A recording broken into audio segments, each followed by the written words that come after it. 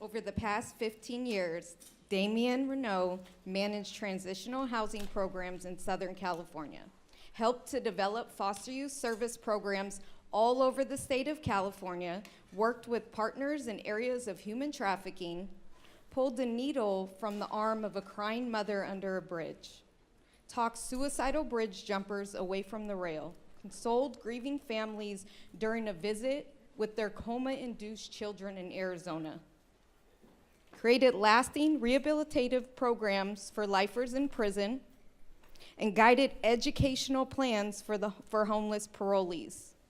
In all these years, and with each case, one consistent thing remains the same: conversations matter. Let's give a warm welcome for Dameion Renault.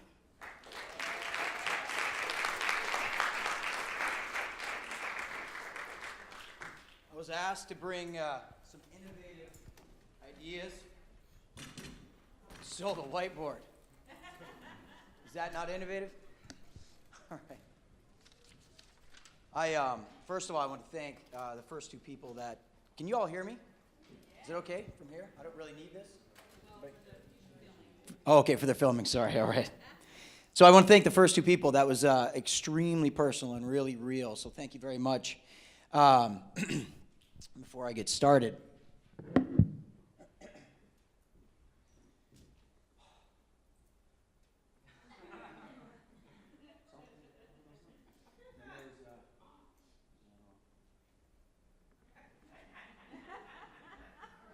Everybody know those? Everybody recognize those? All right. Oh, there's a couple more. There's a couple. I apologize. I almost forgot this one. That one's actually a brand new one. My son did that. I do those because conversation matters, communication matters, right? And so it changes over time quite frequently and very quickly. My son, the last dance was from my son, but my son, when he first started doing the floss dance, that first dance I was doing, he was doing it, and I thought to myself, oh my gosh, what is he doing? And then everybody on his baseball team was doing it. And then everybody else from the other teams were also doing it. And I thought, wait a second, I thought it was just my son doing that crazy dance. It was like everybody. Now everybody in the world is doing this thing. And I still ain't really got it down, but I'm getting better. Dameion@me.com. iCloud.com. gmail.com, yahoo.com. Should I go on to AOL? Anybody got an AOL.com in here? You don't have to, I was going to say, you don't have to necessarily raise your hand. But as you can see, things change very fast. What I've noticed is that the students that I work with all have Gmails. I've got a Yahoo, and they're like, Yahoo? Man, you are a Yahoo for having Yahoo. Things change very, very quickly. We need to change with it.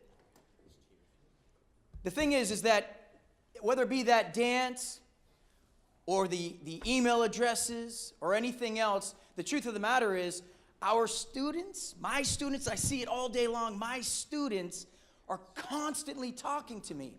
And many of the times, because I work with the foster care, and I work with the homeless students, and I work with the formerly incarcerated. And so the reality is, oftentimes, they don't want to speak. And the truth of the matter is, they're speaking all the time. And we just have to learn their language. And when we talk about innovative ideas and innovative approaches, what we've already heard from two people already is that innovative ideas and innovative approaches have to go back. Anybody have stamps? Anybody write checks? Right? Yeah, we have to go back. The truth of the matter is I have conversations with students about their resumes. And when we talk about sending out their resumes, what we say is, put that thing in a letter. And they say, what is that? And then mail that thing out. And they talk, mail? You mean like email? No, snail mail. Wouldn't that be weird? See a resume show up on your desk in snail mail. Open that thing up and see their name. Conversations change. We have to change along with it. Real quickly, what I want to do is, because I'm truly honored as I was invited here by the vice president of my college, San Joaquin. Although this morning I was at a wrestling match with Sac City, and we lost to them badly. So sorry, Lisa. But thank you for inviting me. But real quick, we've got a lot of you out here that have a lot of amazing experience and a lot of amazing training. And so one of the things I want to do, a quick existential house cleaning before we move forward. And what I want to do is, you're going to hear some things that you've heard all weekend. You're going to hear some things from me that you probably have heard most of your careers, most of your lives. And because you've got amazing experience and amazing education, what I'm here to say is, I'm not going to try to take any of that away from you. You get to keep that. But what I want to do is understand that some of those moments, I call those no-duh moments. I'm going to say some things you're going to be like, no duh, Damien. We've heard that before. But as we think that, as we say that, the truth of the matter is maybe we need to hear it a little bit differently. Because they're speaking, these students are speaking my language, they're speaking your language very loudly without even talking. And so maybe we need to hear it just a little bit differently. So as I go on here, what I'd like to do is, if you feel yourself going into your phones, because I've heard this before, if you feel yourself starting to solve some of the problems that you no doubtedly have today, dealing with some of the student issues that you have, what I want you to do is think to yourself at that moment, no duh, Damien. And when you say that, realize it isn't just no duh, I've heard this before, it's no duh, maybe I need to hear it differently. Maybe I need to hear it this time. So, and I really, I didn't realize how interactive it was going to be. So if you get to one of those moments and you're like, no duh, yell it out to me. Give it to me. No duh. Because at that moment, I want us all to be thinking, yeah, I've heard that before, but maybe I need to hear it a little bit differently. Maybe I need to hear it this time. Big conversations are happening today. Huge conversations. Bless you. Not just with the students that we have, but all over the world. One of the biggest conversations, the value of education. Who's in that conversation? I know the people in this room are in that conversation today. And the question is, what does that mean? Education has changed drastically over the years. Have we changed much with it? And are we trying? Are we moving into good directions? But I'll tell you a really simple conversation. What is the value? What does that mean? Define the value of education. For all of us, we probably have something in our minds that means. What happens in my office is very simple. All we do is talk about having real conversations. Was that a bless you? Huh? The value of education is really simple for me. College. And the problem with this, college, when we say college, all too often a lot of the students that are walking into our colleges are going, I don't know if college is for me, and B, do I need college at all? That's the value of education. Trillions of dollars in debt, right? Trillions of dollars in student debt. The value of education. So how do we define for those students that are asking those questions? Because when they're sitting in their seats in a classroom and they say, why am I here? And they can't answer it, man, that makes things difficult. Then what is the value of education for them at that point? So I try to simplify. For me, this is what I do. I try to simplify. For me, college kid potential student walks in and says, I don't know, somebody told me I need to be here. I need to go to college. That's what they said. College equals education. I think we can all agree on that. Education equals training. I think we can all agree on that. And if we can all agree on that, and we can tell that them, we can help them understand that, then at that point, everybody needs training. I don't care if you're flipping burgers at McDonald's, which is a great job, building skyscrapers, or doing surgery. Everybody needs training. And guess what? We work for colleges. Colleges equals education. Education equals training. Guess where I can get that training for you? Right here in my office. Let's begin right now. So redefining that value of education, helping them to understand when they're sitting in that classroom, why am I here? Because you're in college, education equals college, and training equals education, and you're trying to get the training so that you can get the job that you actually want. I worked for the prison system for many years, And the average length of time that any person would sit in a job was 6 months. 6 months. And that's not much different for the population of foster youth, homeless, formerly incarcerated. 6 months. They don't have a problem getting a job. They have a problem keeping one. And that's through training. And just so happens, I do that. So do you. Let me give you some quick stats. I think everybody could agree, 30%, if you're sitting in a classroom and you are a student and you get 30% on a test, that is a failing grade. Is it not? No duh, Damien, right? That's one of those no duhs right there. Yeah, no duh, Damien, 30% is failing. But what if you're at college and you're getting 30% graduation rate? That's pretty real. Oh, dang, did I just get real too real? At 30% graduation rate, we're high-fiving each other. Great job. Bam. 25 years ago, roughly almost 25 years ago, I left social services. I was in foster care. Almost 25 years ago. The graduation rate of foster care at that time was 3 to 4%, college graduation rate. Now, 25 years later, millions of dollars, hundreds of millions of dollars, more innovative techniques, more programs, more people, a lot more ideas. 25 years later, guess what the graduation rate is today? 3 to 4%. How? How is that possible? And yet we continue to talk about change. How in the world is that possible? How could that be happening? Is it because we're not speaking the language? Is it because we're not seeing those no dumb moments that we say, yeah, you're right, that needs change, but we're actually not doing something different to change it? I don't know. Frankly, I've been guilty of that for many years. Despite this, here's the funny thing. We talked about letters earlier. Putting a letter in an envelope, putting a stamp on there, sending that thing out. There's nothing more sexy than that. Sending that thing out. The funny thing is, our students do it all the time. They write letters all the time. Today we call it texts. So again, are we speaking their language? Are we changing the conversation? I'm trying to. I know you're trying to. But are we taking those no-duh moments? Over this weekend, over the times that we've sat in conferences, after, you name it, we call them different things, right? Summits. We call them all kinds of things. And as we're sitting there hearing these things, I know that we run out and we start immediately wanting to do big things. But are we taking those no-duh moments, not the big ones, but the small no-duh moments that says 25 years ago, foster youth were not graduating college, and I want to do something different than that. No-duh. What are we doing with that? These simple things. One of the things, talking about conversation, because I think conversation is absolutely important. More than anything else. That's why I brought that.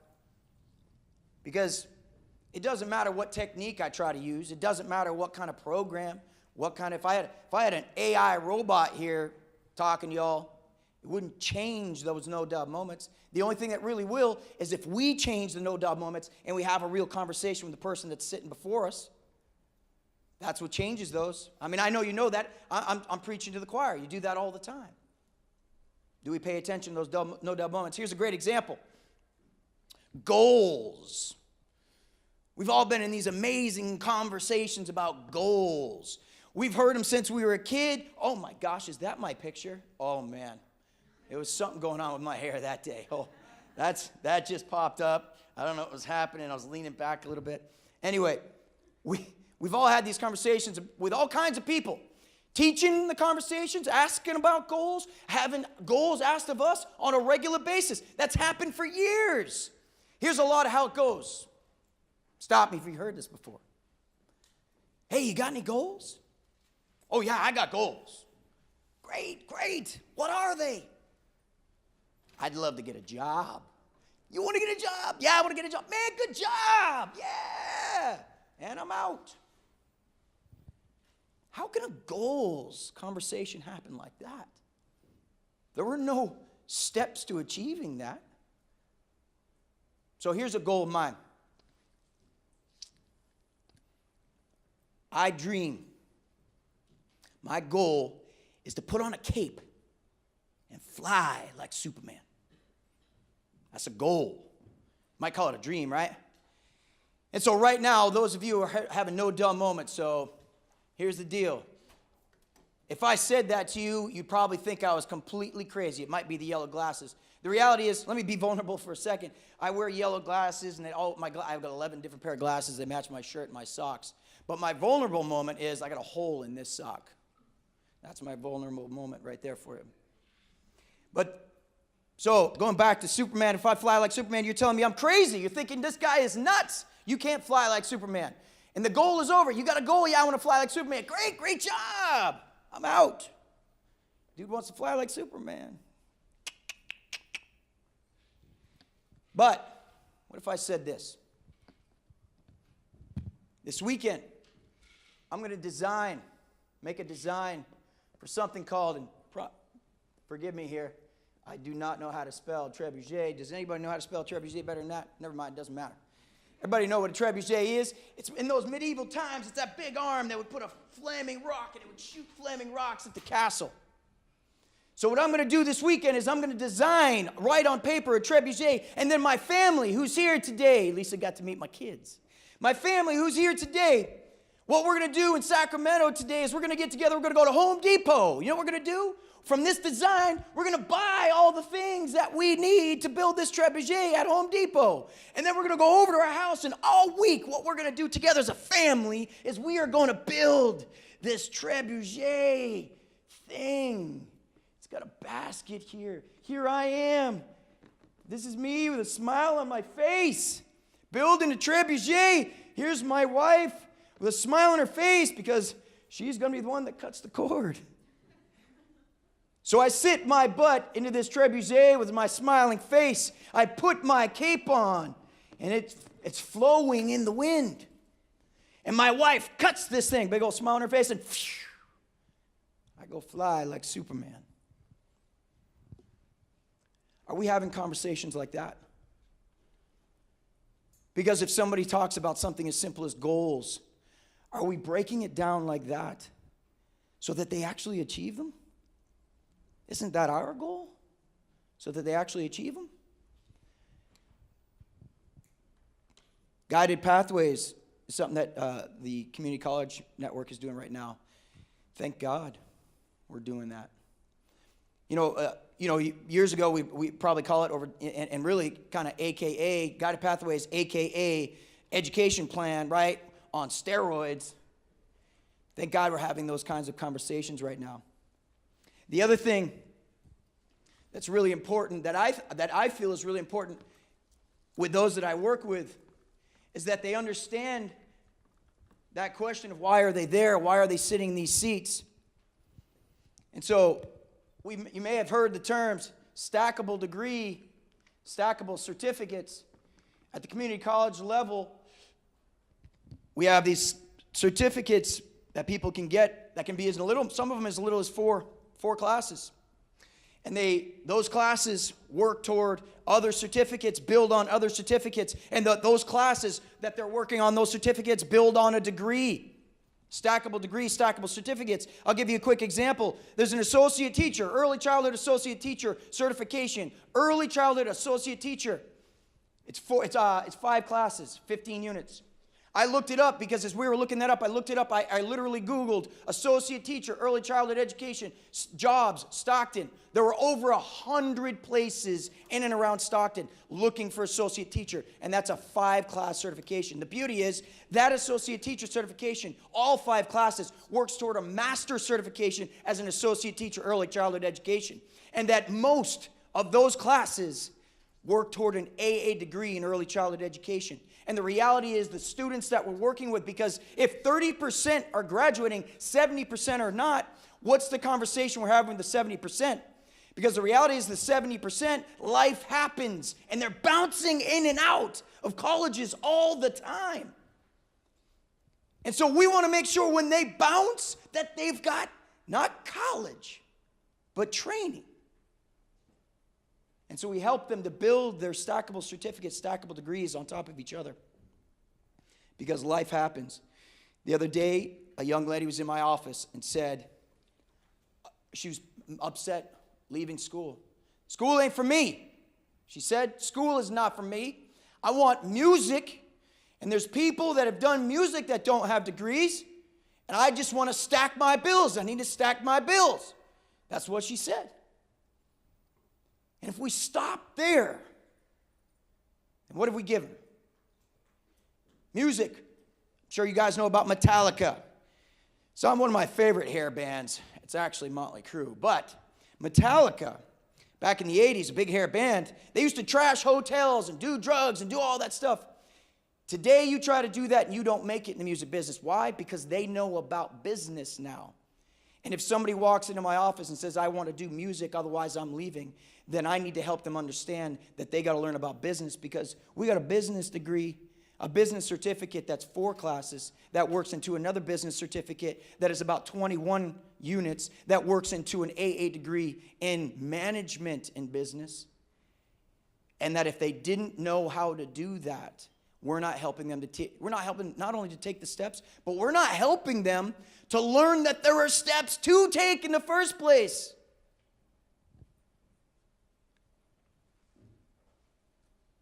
I'll leave on that high note. I appreciate you guys very much. Thank you for having me.